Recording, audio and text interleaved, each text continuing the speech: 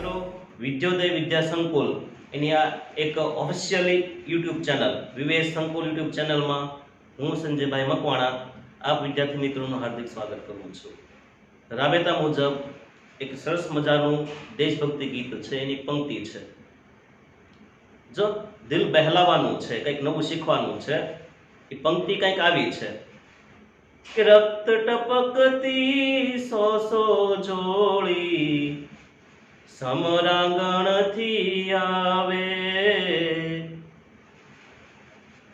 રક્ત ટપકતી સો સો જોડી સમરાંગણથી આવે, કેસર વર્ણી સમર સેવિકા કોમલ સેજ બિછાવે, કે ઘાયલ મરતા મરતા રે માતની આઝાદી ગાવે, કે ઘાયલ મરતા મરતા રે માતની આઝાદી ગાવે.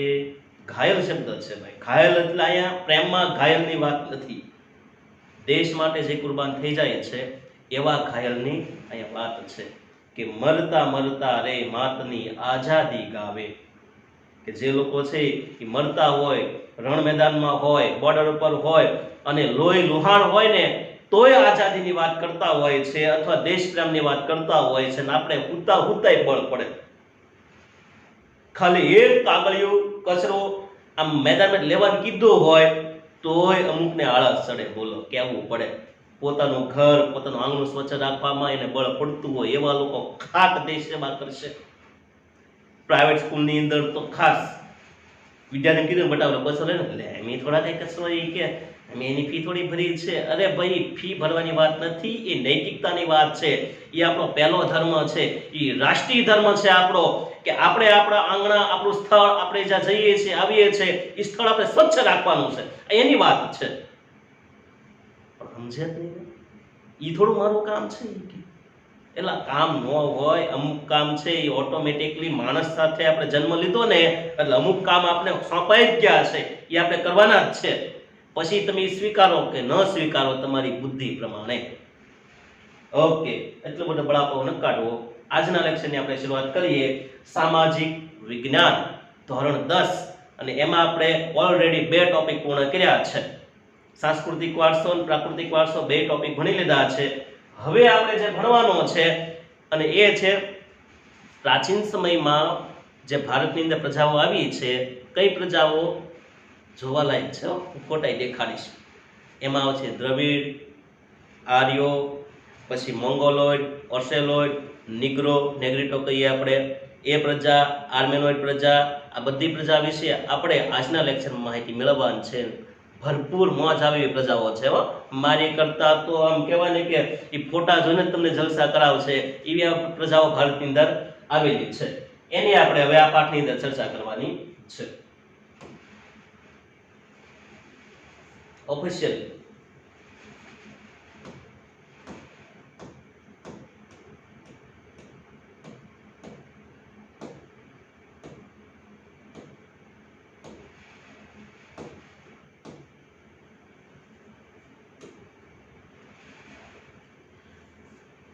ટોપિકનું નામ છે આપણે આજના ભારત ભૂમિ અને તેના લોકો.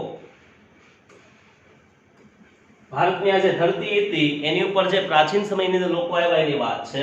તો એ પહેલા તો બિનભાગી નો હતા કે સાહેબ ખોટા એવા મોકલ્યા કે આપણે એમ થાય કે સાહેબ આપણે ઘેરબાને ગોતી ગોતીને ક્યાંથી લાવ્યા, રામાબેન આખ્યાનમાં આવે ને. પણ એવું નથી ભાઈ. આ બધી રેસ એટલે કે પ્રજાઓ છે અને દરેક પ્રજાના લક્ષણ હંમેશા અલગ હોય. જો અમુક જ્ઞાતિને જોશો, અમુક ધર્મના લોકોને જોશો, અમુક સ્થળના લોકોને જોશો તો તમને ખ્યાલ આવશે કે એનો શારીરિક બાંધો છે એના ધર્મ પ્રમાણે કે એની જ્ઞાતિ કે કુટુંબ પ્રમાણે કે વારસા પ્રમાણે હાલે. એમ આ બધો ભારતના પ્રાચીન સમયનો વારસો જ છે અને એમાંથી જ ભારતના લોકોનું સર્જન થયું છે. અત્યારે હાલના જે જોવા મળે છે બધા. પણ આદિમાનવ આપને ખબર છે તો કેવો હોય. આદિમાનવ ભારતમાં તેમજ પૂર્વ દક્ષિણ આફ્રિકામાં એક સાથે ઉત્પન્ન થયા હતા. ક્યાં ક્યાં? તો કે આદિમાનવનો જન્મ ભારતમાં પણ થયો છે અને દક્ષિણ પૂર્વ આફ્રિકામાં પણ. આ બે જગ્યાએ જે આદિમાનવનો જન્મ થયો એક સાથે થયો છે. ભારતના ભાતીગળ વારસા અને સમૃદ્ધિના આકર્ષણના કારણે અનેક વિદેશી પ્રજાઓ છે એ ભારત તરફ આકર્ષાય. જો આ બધા લોકો શું કામ આવ્યા? આ ઓસ્ટ્રેલિયન પ્રજા છે એ તો અગ્નિ એશિયાની હતી, ભારતની નહોતી. આ ચંગામંગા ચાણો, ટિંગ ટોંગ ટાંગ, આ ચીની પ્રજા છે એ કઈ મૂળ ભારત નથી. આ છે એ આર્મેનિયન પ્રજા છે એ કઈ મૂળ ભારત નથી. આ અમેરિકન પ્રજા છે, મૂળ ભારત નથી.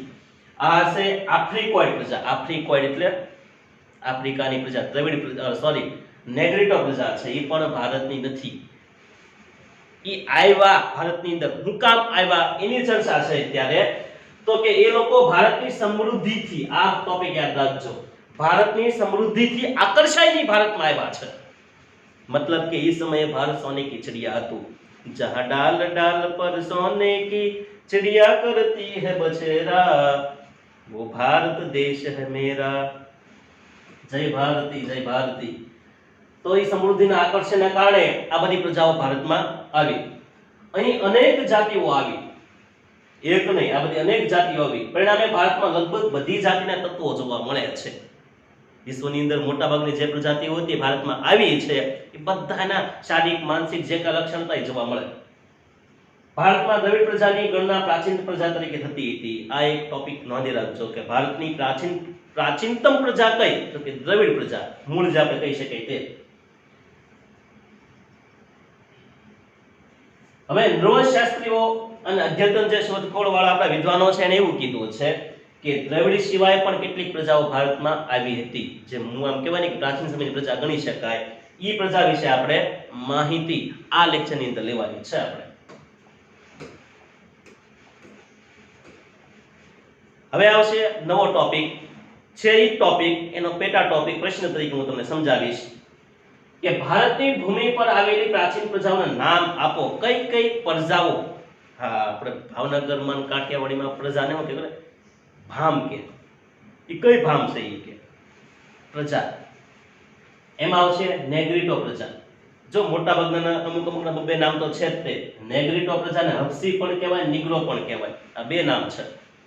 ઓસ્ટ્રેલિયન પ્રજા નિષાદ તરીકે ઓળખાય છે. મોંગોલોઇડ પ્રજા કિરાત તરીકે ઓળખાય છે. જો કિરાત એટલે કયા? મોંગોલોઇડ. નિષાદ એટલે કયા? ઓસ્ટ્રેલોઇડ. કોષ્ટકમાં પૂછી શકે, પાકું કરી નાખજો. અલ્પાઇન, ડિનારિક અને આર્મેનોઇડ. આ નામ તમારે હંમેશા તેને હારે જ રાખવાનું છે, કારણ કે લક્ષણ એ ખરખા છે એટલે. અલ્પાઇન, ડિનારિક અને આર્મેનોઇડ. પછી દ્રવિડ પ્રજા અને આ છે આર્યો. અને આર્યોનું બીજું નામ છે નોર્ડિક. બે વાર પાંચમાં લક્ષો આવડી જશે, ભલામણા મુજાવની. નેગ્રીટોને હબસી અને નિગ્રો કહેવાય છે. ઓસ્ટ્રેલોઇડને નિષાદ કહેવાય છે. મોંગોલોઇડને કિરાત કહેવાય છે. પછી આર્યોને નોર્ડિક તરીકે ઓળખવામાં આવે છે. એટલે બબ્બે નામ છે. એમાં આ જે પ્રજા છે દેખાય, ચાઇનીઝ પ્રજા, આપણે ચંગામંગા ચાણો, એ મોંગોલિયન પ્રજા છે. એ મારા કાળિયા ઠાકોર જવા જો, મેં કૃષ્ણ ભગવાન નામ કહેવાય ને કે અસલ દેખાય એવા કાળો રંગ, કાળા પણ કામણગારા, એવી પ્રજા એટલે આપણી કઈ? નેગ્રીટો પ્રજાની પાસે વાંકડિયા વાળ, હાવ એટલે હાવ. એકવાર માખી અંદર હલવાઈ ગઈ પછી 2 દિવસે બહાર નીકળે કેજો, એવા વાંકડિયા વાળ હોય. અને ત્યાં તો દાંત્યો તો હાલે જ નહીં, નકર 2-3 દાંતા તૂટીને અંદર હલવાઈ જાય. 2-3 દિવસે પછી ખ્યાલ આવે એટલે આ તો એમાંથી નીકળ્યા છે, અને ખંપાળી જોવે માથોળવા માટે. તો એવી પ્રજા એટલે કઈ? તો કે આફ્રિકોઇડ પ્રજા છે, એટલે કે નિગ્રો પ્રજા છે. પછી અમેરિકન પ્રજા એવી હોય. પછી આ 3 પ્રજાના લક્ષણ એ ખરખા છે. લાંબુ મોઢું છે, નાક જો એ ખરખું જ છે.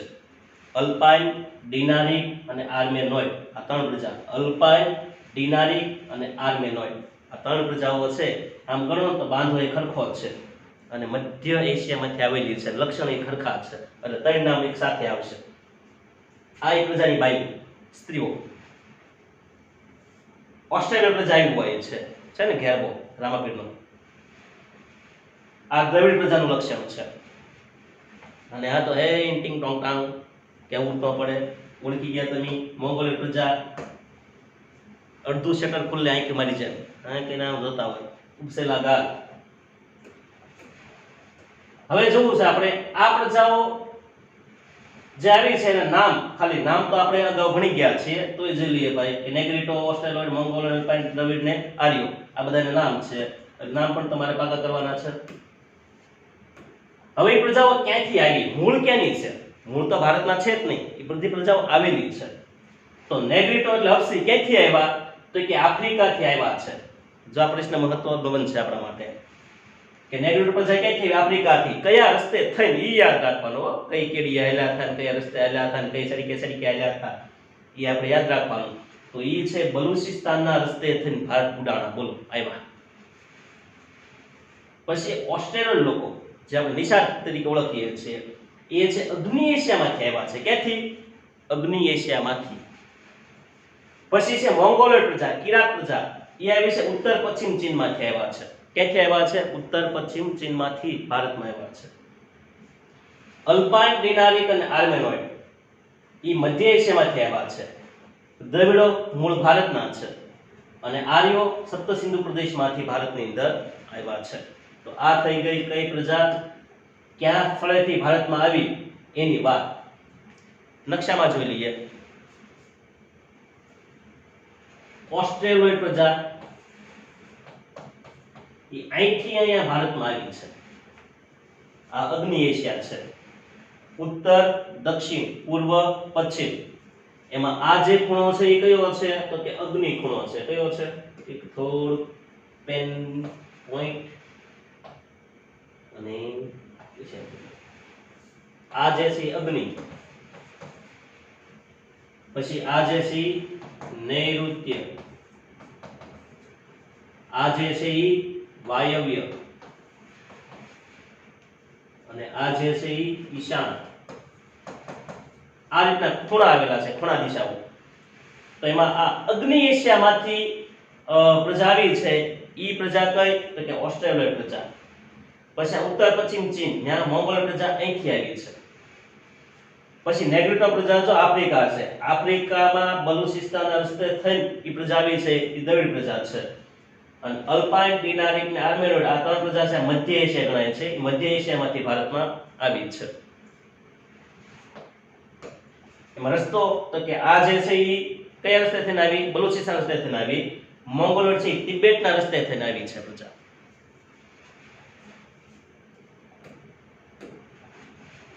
અને હવે તમારે 2 માર્કમાં યાદ રાખવાનું છે નેગ્રીટો પ્રજા. લક્ષણ જણાવો. એનો કલર કેવો, એના વાળ કેવા, આ બધું આપણે યાદ રાખવાનું. એ કાળા પણ કામણગારા. તાવડી તળિયું જોઈ લો. કલર જાય તો પૈસા પાસા. પાક્કો કલર હો, પાક્કો.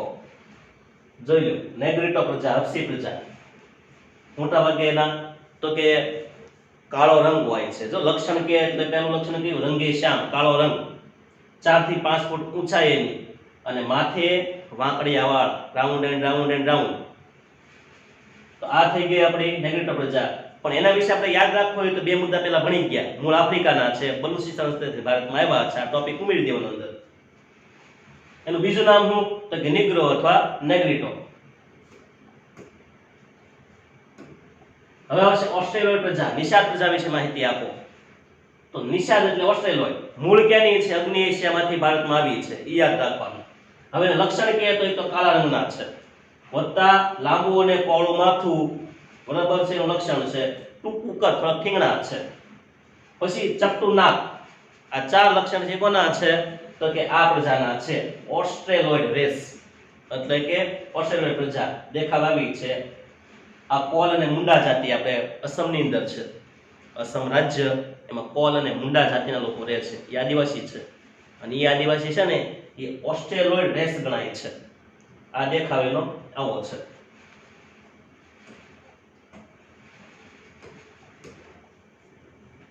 કઈ જાતિમાં ભારતની અંદર ઓસ્ટ્રેલિયન પ્રજાના લક્ષણ જોવા મળે છે? તો કે અસમની ખાસી પ્રજા, નિકોબાર બ્રહ્મદેશના હાલનું મ્યાનમાર છે, ત્યાં જે પ્રજાઓ છે બરાબર, એમાં તો કે આ ઓસ્ટ્રેલિયન પ્રજાના લક્ષણ જોવા મળે છે. કોલ અને મુંડા જાતિ જો આવી ગઈ છે. ત્યાર પછી જોઈએ તો ભારતીય સંસ્કૃતિ અને સભ્યતાના વિકાસમાં આ પ્રજાનો પણ ફાળો તો હોય જ તે, કારણ કે આવી છે તો કંઈક ને સંસ્કૃતિનું નિર્માણ કર્યું છે. હવે એની ખાસિયત યાદ રાખવાની છે. એમ વિશિષ્ટતા, એનું કૌશલ્ય. એ કયા કૌશલ્ય ધરાવતી હતી? તો એ માટીના વાસણ બનાવી શકતી હતી, ખેતી કરી શકતી હતી આ પ્રજા. પછી સૂત્રા કાપડ મળતી હતી, વણાટ કામ કરવું, આવા બધા કૌશલ્ય છે આ પ્રજા ધરાવતી હતી. અને પોતાની અલગ ધાર્મિક પરંપરા પણ હતી. હવે આવશે દ્રવિડ લોકો. અન્ના રાજકલા દ્રવિડ કુળની ભાષાઓ. તમે સાઉથમાં જાઓ તો જે દેખાય છે તે, અને સરસ મજાનું દ્રશ્ય અહીં દેખાય છે ચેન્નાઈ એક્સપ્રેસ. જોયું છે ફિલ્મ શાહરુખ ખાનનું. તો એની અંદર આ જે શાહરુખ ખાન દેખાય છે એ પાછો શાહરુખ ખાન દ્રવિડ કુળનો નથી હો, પણ શાહરુખ ખાનની પાછળ દેખાય ને સાઉથના ગુંડારાજ. તો આ જે પ્રજાના લક્ષણ છે પાછળના જે દેખાય છે પ્રજા, એ પ્રજા કઈ છે? દ્રવિડ કુળની પ્રજા છે. થોડી સાંભળી છે. આપણે વાલીઓ એ છોકરો છોકરી જોવા જાય ને તો આપણે છેતરી બહુ જાય, બહુ છેતરે હો. આપણે શું કે ખબર છે, છોકરો આમ બહુ સારો નમણો હશે, થોડોક ખામળો હશે, એમ ડાયરેક્ટ એમ ન કે તાવડીને તળ્યું હશે, પાકા કલરનો હશે, એમ ડાયરેક્ટ ન કે. આપણે શું કે થોડોક ખામળો હશે એ કે, એટલે આપણે સાંભળો એટલે હું એ છે પાછા એ વખતે સાંભળા શું કહેવાય એ ખબર ન હોય. આમ છેતરે આપણે. બોલો, સીધું ડાયરેક્ટ તો કે જ નહીં કે હારો થોડો કલર થોડો કાળો છે હો ભાઈ, ડામર જેવો કલર છે, એવું ડાયરેક્ટ ન કે આપણને. દ્રવિડ લોકો ટૂંકમાં બની જાય એટલી માહિતી છે આની અંદર. એ આપણે જોઈએ. મૂળ ક્યાંના હતા? ભારતના હતા. અને પછીનો જે પ્રશ્ન છે એ તો તમારે ગોખી જ નાખવાનો. જો ગોખી જ નાખવાનો કે મોહેન્જોદડો સંસ્કૃતિ, આપણી જે સંસ્કૃતિ ગણાય ને એ મોહેન્જોદડો સંસ્કૃતિ. એ મોહેન્જોદડો સંસ્કૃતિના સર્જક કોણ? દ્રવિડ લોકો જ તે. વત્તા પાષાણ યુગ પછી જે તરત ભારતની અંદર જે લોકો છે એ કયા છે? દ્રવિડ લોકો છે. એટલે પાષાણ યુગ સંસ્કૃતિના સીધા વારસદાર કોણ ગણાય? તો કે દ્રવિડ લોકો ગણાય છે. પાષાણ યુગ એટલે કયો? માણસ જ્યારથી હથિયાર તરીકે પથ્થરનો ઉપયોગ કરવા લાગ્યો, બરાબર, એ યુગ એટલે કયો? પાષાણ યુગ. ઉત્તરમાં આવેલી વિવિધ પ્રજાની ભાષા અને સાંસ્કૃતિક લક્ષણો ટકી રહ્યા, સમયાંતરે આ લોકો દ્રવિડ કહેવાયા છે. જો ઉત્તરમાં જે પ્રજાઓ આવી છે એના કારણે નીચે વહી ગયા છે, મુદ્દામાં આવશે તો ખરી જ તે. હવે પછીનો મુદ્દો એમ છે કે દ્રવિડો તો માતા રૂપે કોની પૂજા કરતા? દેવીની, એટલે કે પાર્વતીની પૂજા કરતા. માતા રૂપે પાર્વતીની પૂજા કરતા અને પિતા રૂપે પરમાત્મા શંકરની પૂજા કરતા. આ રીતના કોણ પૂજા કરતું? દ્રવિડ લોકો. દીપ, ધૂપ અને આરતીથી પૂજા કરવાની પરંપરા શરૂ કરી. જો દીવો કરવાનો, ધૂપ કરવાનું, આરતી કરવાનું, આ બધું કોણે કહ્યું છે અથવા કઈ સંસ્કૃતિનું લક્ષણ છે? દ્રવિડોના લક્ષણ છે. પછી આ જ લક્ષણ પાછા આર્યોએ સ્વીકારી લીધા છે, પણ શરૂઆત કોણે કરી? દ્રવિડોએ. પછી પ્રકૃતિ પૂજા કરવી, પશુ પૂજા કરવી, આ બધી ભેટ છે કોણે આપી છે? દ્રવિડ પ્રજાએ. આપણે ખબર છે ને, પર્વતની પૂજા કરી, નદીની પૂજા, પ્રકૃતિ પૂજા છે આ બધી. દ્રવિડના મૂળ જે દેવ હતા આર્યોએ સ્વીકારી લીધા, થોડોક એમાં સુધારો વધારો કરી નાખ્યો. સમય જતા ઉત્તરના પ્રચંડ પ્રભાવ હેઠળ, સમય જતા ઉત્તરની અંદર આર્યો આવ્યા અને આર્યોના પ્રભાવને કારણે દ્રવિડો છે આખા ભારતમાં પહેલા હતા, એમાં આર્યો આવ્યા એટલે દ્રવિડો નીચે રહ્યા, આર્યો ઉપર રહ્યા, અડધો ભાગ વહેંચાઈ ગયો. દ્રવિડોમાં એક પ્રથા હતી, માતૃમૂલક પ્રથા, જેમાં ઘરનો આખો કારભાર કે બાળકના નામની પાછળ માતાનું નામ લાગે, આવી પ્રથા એટલે કઈ? માતૃમૂલક પ્રથા. તેઓએ અવકાશી, હવે જ્યાં દ્રવિડોની ખાસિયતો અથવા એમની પાસે કયા કૌશલ્ય હતા? તો એક તો એ અવકાશી ગ્રહોના ક્ષેત્રમાં જાણકાર હતા, વિવિધ કલાઓના જાણકાર હતા. પછી કાંતવું અને વણવું, ત્યાર પછી રંગકામ કરો, રંગવું, હોડી કે તરાપો એટલે હું હોડી ટાઈપ બતાવે છે, એ તરાપા બનાવવા. તો એ બધું નિર્માણની અંદર આ દ્રવિડ પ્રજાનો ફાળો અગત્યનો છે. આ માજી છે એ રૂની કુણીમાંથી કાંટી રહ્યા છે, દોરો બનાવીને કાંતવું અને દોરામાંથી કાપડ બનાવવું, વણવું કહેવાય. એટલે કાંતવું અને વણવું બેમાં નિપુણ હતા. આર્યોનો પ્રભાવ વધતા જે દ્રવિડ પ્રજા છે દક્ષિણમાં આવી ગઈ. દક્ષિણ ભારતમાં જે પ્રજા જોવા મળે છે દ્રવિડ પ્રજા, એની અંદર દ્રવિડ કુળની 4 ભાષા છે. બોલો, દ્રવિડ કુળની 4 ભાષા છે. એ તમારે ચોથા પાઠમાં આવશે ને અહીંયા આવશે કે દ્રવિડ કુળની 4 ભાષા કઈ? તો કે તમિલ, તેલુગુ, કન્નડ, મલયાલમ. તમિલ, તેલુગુ, કન્નડ ને મલયાલમ. એની અંદર એક મુદ્દો આપણે યાદ રાખવાનો છે આ 4 ભાષામાંથી કે પ્રારંભિક તમિલ ભાષાનું સાહિત્ય ઉર્મિથી ભરપૂર છે. ઉર્મિની અભિવ્યક્તિ થાય છે, હૃદયના જે કઈ ભાવ પ્રગટ થાય છે એનાથી ભરપૂર જે સાહિત્ય છે એ કઈ ભાષાનું છે? તમિલ ભાષાનું છે. તો આ થઈ ગયો આપણે દ્રવિડ વિશેની માહિતી. હવે છે મંગોલોઇડ પ્રજા. મેડ ઇન ચાઇની, મેડ ઇન ચાઇનાના લોકો એટલે કયા? તો કે કિરાત લોકો. કિરાત એટલા માટે કે પીળા રંગના હોવાથી મોંગોલ પ્રજાને કિરાત તરીકે ઓળખવામાં આવે છે. આવો કંઈક એનો દેખાવ છે.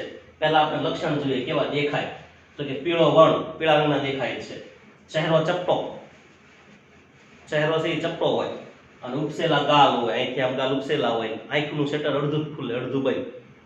એ લખતા નહીં પાછા, અમુક અમુક પાછા કોમેડી કરાવો તો એ પાછા આપણા પેપરમાં લખવા નહીં હોય. હા, ઘણા સાહેબને ટેવ હોય, ગમત સાથે જ્ઞાન આપતા હોય કે જ્ઞાન સાઈડમાં પડ્યું ને ગમત જ રાખે, પરીક્ષામાં પછી ગમત જ થાય. વર્ણ પીળો, ચહેરો ચપટો, ઉપસેલા ગાલ, બદામ આકારની આંખો. આ જે આંખ છે એ કેવી છે? બદામ આકારની છે. પીળા વર્ણની હોવાથી આર્યો એને કહેતા. જો આર્યો છે ઈ આ પ્રજાને શું કહેતા? કિરાત કહેતા. શું કહેતા? કિરાત. શા માટે? તો કે પીળા રંગની છે એટલે.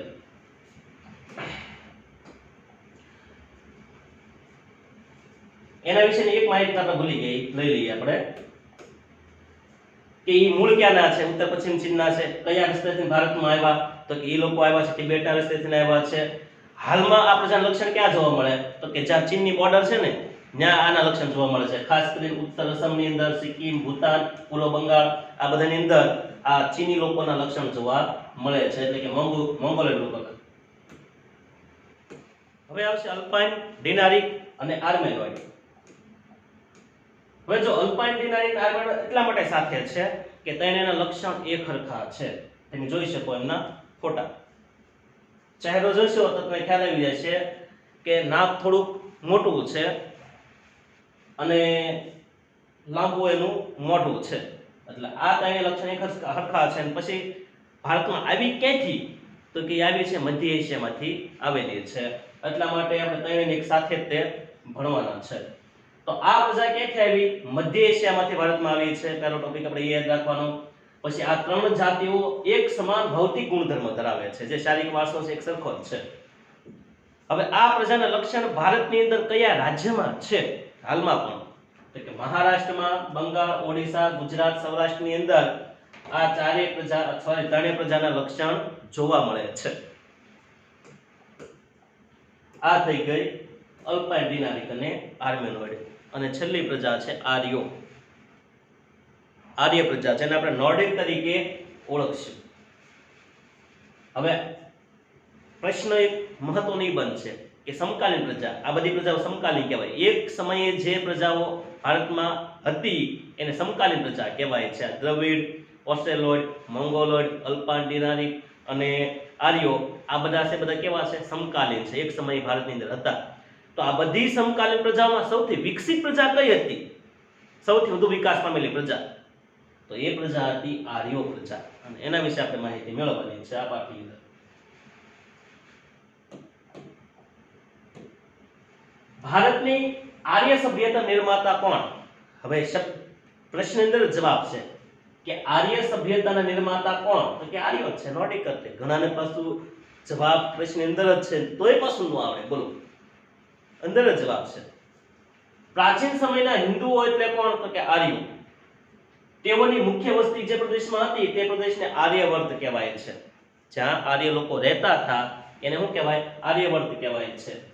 ત્યાં 7 મોટી નદી હતી, જેમ કે અહીંયા તમે જોઈ શકો. સતલુજ, રાવી, ચેનાબ, ઝેલમ, સિંધુ આ બધી નદીઓ છે. તો આ જે પ્રદેશ છે ને એ સપ્ત સિંધુ પ્રદેશ કહેવાય. કયો કહેવાય? સપ્ત સિંધુ પ્રદેશ. અને સપ્ત સિંધુ પ્રદેશ જ આર્યોનો પ્રદેશ હતો. અને આ વિસ્તારને ખાસ આર્યવર્ત તરીકે ઓળખવામાં આવે છે.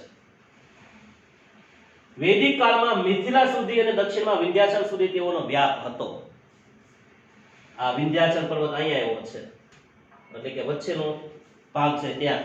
તો અહીંયા સુધી, અહીંથી અહીંયા સુધી આર્ય લોકોનો વ્યાપ હતો. આર્ય સમકાલીન પ્રજા કરતા સૌથી વધુ વિકસિત પ્રજા છે. પહેલા વાત થઈ કે બધી પ્રજા કરતા સૌથી વિકસિત પ્રજા કઈ હતી? કે આર્ય લોકો હતા. હવે આપણે યાદ રાખવાનું છે આર્ય વિશે કે તેઓ વૃક્ષો, નદીઓ, પહાડો, સૂર્ય, વાયુ, વરસાદ વગેરેની પૂજા આરાધના કરતા હતા. આપણે પર્વતની પણ પૂજા કરીએ છીએ. પર્વત, એમાં એક પર્વત એટલે ગોવર્ધન પર્વત. કૃષ્ણ ભગવાને પોતાની ટસલી આંગળી ઉપર પર્વત ઉપાડ્યો હતો. તો આવા ઘણા બધા પર્વતો છે જેનું માધ્યમ છે. જૈન ધર્મની અંદર શેત્રુંજય પર્વતનું મહત્વ છે. આપણે પાવાગઢ, જુનાગઢ કે આવા જે કાંઈ પર્વત છે એનું આપણે ભરપૂર મહત્વ છે, માધ્યમ છે. તેમણે આ દરેકની સ્તુતિઓ એટલે કે ઋચાઓ મંત્રો લખ્યા છે. જો જમવા બેસી એનો મંત્ર હોય, નાવા જઈએ એનો મંત્ર, ગંગે છે યમુને ચૈવ ગોદાવરી સરસ્વતી આ જે કાંઈ શ્લોક આવતો હોય એનો છે. સવારમાં જાગીએ તો એનો શ્લોક, કરાગ્રે વસ્તે લક્ષ્મી કર મૂલ્ય સરસ્વતી કર મધ્ય તો ગોવિંદા પ્રભાતે કર દર્શનમ. કેટલા શ્લોકો લખ્યા છે. તો આજે સૂર્ય માટેના શ્લોકો, નદીઓ માટેના શ્લોકો, દરેક ધર્મ કે ક્રિયા માટે શ્લોકો, આ જે શ્લોકો ઋચાઓ લખી છે એ કોણ? આર્ય લોકો. સમયાંતરે તેમાંથી ધાર્મિક વિધિઓ શરૂ થઈ. પછી તો લગ્નની વિધિ, મરણની વિધિ, ઘણી બધી વિધિ આવે છે, ખૂટતી જ નથી. આ બધી વિધિ કે પરંપરાની શરૂઆત થઈ. યજ્ઞ યાગાદિ, યજ્ઞ અને યજ્ઞ સિવાયની એમ. આજે પણ ધાર્મિક વિધિઓમાં આર્ય સંસ્કૃતિનો પ્રભાવ વર્તાય છે. આર્યોના ભરત રાજા કે ભરત કુળ ઉપરથી ભરતખંડ કે ભરત ભૂમિનું નામ પડ્યું છે. યાદ રાખજો કે આર્ય પ્રજા છે એક રાજા થઈ ગયા. એ રાજાનું નામ છે ભરત રાજા. ભરત રાજાના નામ ઉપરથી ભારતનું નામ પડ્યું છે ભરતખંડ કે ભરત ભૂમિ અથવા ભારત વર્ષ અથવા ભારત. 4 નામ છે, બોલો. ભરતખંડ, ભરત ભૂમિ, ભારત વર્ષ અને ભારત. પણ નામ કોની ઉપરથી પડ્યું છે? તો કે આર્યોની અંદર ભરત રાજા હતા એની ઉપરથી.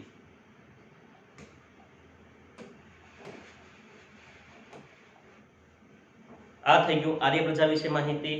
તો બધી પ્રજા વિશે આપણે માહિતી મેળવી છે અને આ બધો આપણો વારસો છે, સાંસ્કૃતિક વારસો, પ્રાકૃતિક વારસો, આપણે બધું ભણ્યા છીએ. પણ હવે જે ટોપિક ભણવાનો છે એ તમારે ખાસ યાદ રાખવાનો છે કે તમને ને મને બધાને લાગુ પડે છે, ભારતના લોકોને તમામને, આમ તો વિશ્વના લોકોને, કે આપણો જે કંઈ સાંસ્કૃતિક પ્રાકૃતિક વારસો ને જતન કે રક્ષણ કરવું પડશે. એ રક્ષણ કોણ કરશે એના વિશે માહિતી આપણે આ પ્રશ્નમાં ભણવાની છે. કે સાંસ્કૃતિક વારસાનું જતન કે રક્ષણ, તો કે ભારતનો ભવ્ય વારસો પ્રાકૃતિક અને સાંસ્કૃતિક એમ બંને બાબતને આવરી લે છે.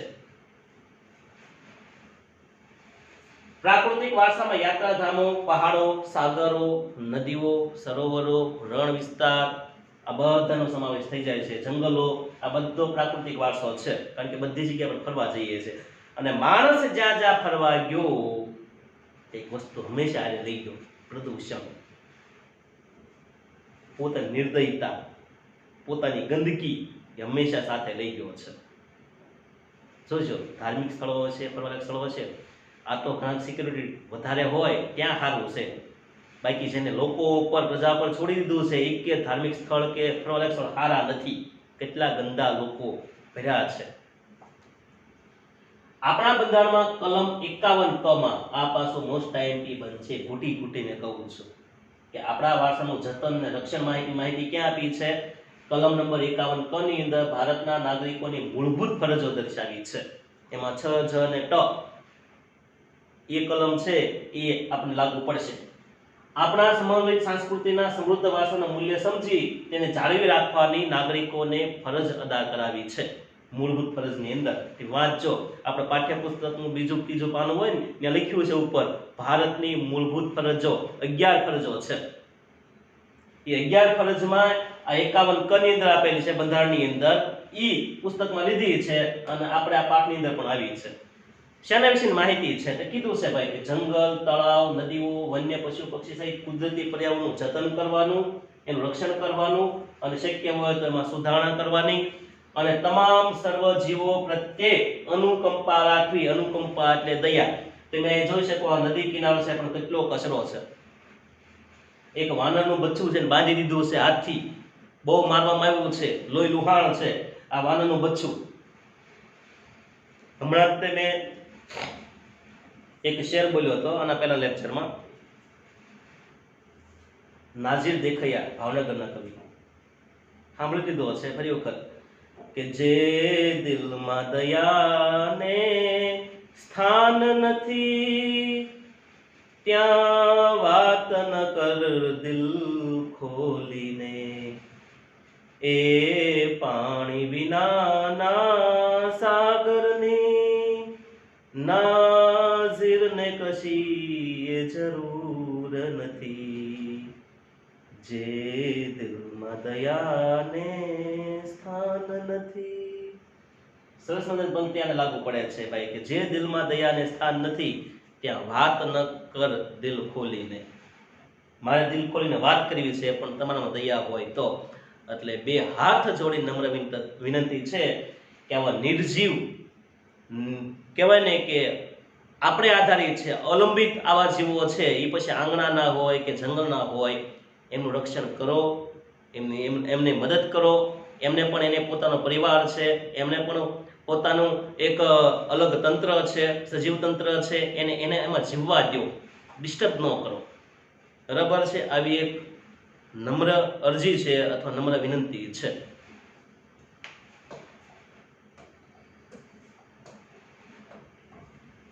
જાહેર મિલકતોનું રક્ષણ કરવું. ઘણી જગ્યાએ મેં એવા જોયા છે, પાન માવાના ગુટકાના મસાલાના શોખીન હોય છે, અને એટલો બધો મસાલો ખોયા કરીને 2-3 માવા મસાલા ખાઈ જાય છે, પછી જાવને દિવાલ ઉપર થૂકી નાખે છે, આમ રંગબેરંગી દિવાલ કરી નાખે. બોલો, ખાસ કરીને ગેરુ જેવી લાલ કલર આવે ને, ગેરુ કલર, એવી શાહરૂખ ખાનનું ગીત ત્યાં લાગુ પડે કે રંગ દે તું મોહે ગેરુઆ, જાણે એમ ગેરુ કલર લગાડ્યો એવું. એમાં ફરવા જાય તો ગમે ત્યાં થૂંકે છે, કચરો ફેંકે છે. તો આપણે એ સમય ધ્યાન રાખવાનું છે ભાઈ કે આવું સ્થળ આપણી તેવડ નથી તાજમહેલ બનાવી શકવી, આપણી તેવડ નથી કે પાવાગઢ ઉપર સારું સ્થાપત્ય બનાવી શકીએ, આપણી તેવડ નથી કે આવા સોમનાથ જેવું મંદિર બની શકે. આપણે એનું રક્ષણ કરવાનું છે, બરાબર, જતન કરવાનું છે, હિંસાનો ત્યાગ કરવાનો છે, હિંસા ફેલાવવાની નથી. આ તો હાલતા જાય ને કૂતરાને પાટા મારતા જાય. પેલું કૂતરું ઇન્સલ્ટ કરે ને કે આ ભાઈ કંઈક પગી ગયો હોય આખો, એવું નથી કરવાનું ભાઈ. એને એના સ્થળે બેસવા દો. ભારતના પ્રત્યેક નાગરિકની પવિત્ર અને પ્રાથમિક ફરજ છે, પહેલી ફરજ એમ કે આપણા જે પ્રાચીન સ્મારકો છે, ઐતિહાસિક મૂલ્યો છે, એ મહત્વ ધરાવતા કોઈ પણ સ્થળ છે નુકસાન ન પહોંચાડવું. અને નુકસાન પહોંચાડતો હોય ને દાખલો ભારત દેશની અંદર આવ્યો તો ભાઈ નુકસાન ન પહોંચાડતો, ના પાડી દેવા નુકસાન પહોંચાડવાની. વિદેશી લોકો ફરવા આવે ને તો કહી દેવું નહીં, ધ્યાન રાખ, અહીંયા ફરવા આવવું હોય તો જોઈ લ્યો જાનો નુકસાન ન પહોંચાડતો. તો જે લોકો નુકસાન પહોંચાડતા હોય એને પણ આપણે આવા બે શબ્દ કહેવાના છે. આપણા ગામની અંદર પણ ઘણા બધા સ્મારક હશે, એનું આપણે રક્ષણ કરવાનું છે. પ્રકૃતિએ રમ્ય ભૂમિ દ્રશ્યો ભારતીય ભૂમિ પર સર્જ્યા છે, તેની શુદ્ધતા અને પવિત્ર આપણે સમજવાની છે. કેવા રમ્ય એટલે નયનને ગમે તેવા. તો એનું આપણે રક્ષણ કરવાનું છે. આપણે સૌ સાથે મળીને એક નૈતિક ફરજ સમજીને આવા બધા સ્થાપત્યનું વારસાનું જતન કરવાનું છે. આ નદી છે પણ નદી લાગતી નથી. આ તાજમહેલની પાછળનો વિસ્તાર છે, જાણે જ્યારે ગંદા મહેલ લાગતું ને એવું લાગે પાછળની સાઈડ. તો પછી ગંગા ન રહેતા ગંદા બની ગઈ છે, નદીઓ પણ ભરપૂર પ્રદૂષણથી ભરેલી છે. તો એ બધાનું આપણે શું કરવાનું છે તો કે રક્ષણ કરવાનું છે. ઓકે, તો આપણો પાઠ અત્યારે અહીંયા પૂરો થાય છે. ભૂલે છો કે એકાદો મુદ્દો જો રહી ગયો હોય તો પુસ્તકમાં જોઈ લેજો. બાકી આપણે આ પાઠ અત્યારે પૂર્ણ જાહેર કરીએ છીએ. મજા આવી હોય તો આપણે અગાઉની જેમ લાઈક, શેર અને સબસ્ક્રાઈબ કરજો, તમારા મિત્રોને શેર કરજો. જો તમને એમ થાય કે આ સાહેબમાં કંઈક કળા છે, કંઈક સારી રજૂઆત છે, અથવા આ સંસ્થાની અંદર આવા શિક્ષકો ભણાવે છે ને આ યુટ્યુબ જોવાથી મારા મિત્રને પણ કે મારા સગા સંબંધીને પણ ફાયદો થશે, તો 100% એને શેર કરજો. જ્ઞાન વાપરતા વધશે. ઓકે, તો અહીંયા આ પાઠ પૂર્ણ કરી લેક્ચર પણ પૂર્ણ કરું છું. ભારત માતા નામ સાથે આ લેક્ચર પૂર્ણ કરું છું. જય હિન્દ, જય ભારત.